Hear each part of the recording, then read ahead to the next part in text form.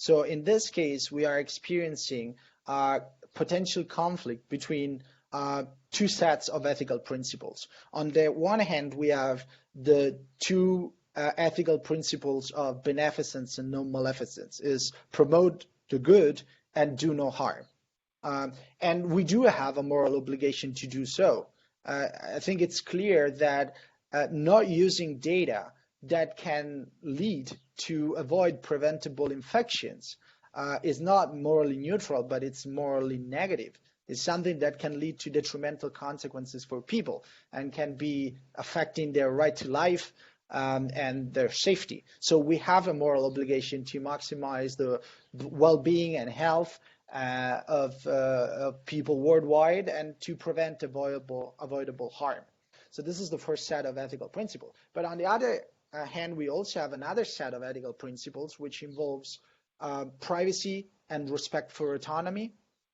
So in order, we want to make people exercise control over their lives and their decisions.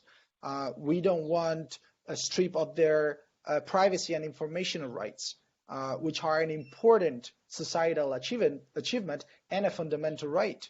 And rights should not be negotiated so easily as soon as we need to solve a problem. So people have the right to keep their information private as far as they want, and they should have the right to consent to the use of their data and refuse to have their data accessed by third parties against their will. So these two sets of principles are in obvious conflict. And now I'm trying to simplify because we have even other conflicts. For example, the equality and fairness issue that I mentioned before. People that might be left behind because they do not have digital technologies, and therefore, we exacerbate pre-existing socioeconomic inequalities. So we really need to find the right balance between all these different sets of ethical principles and requirements.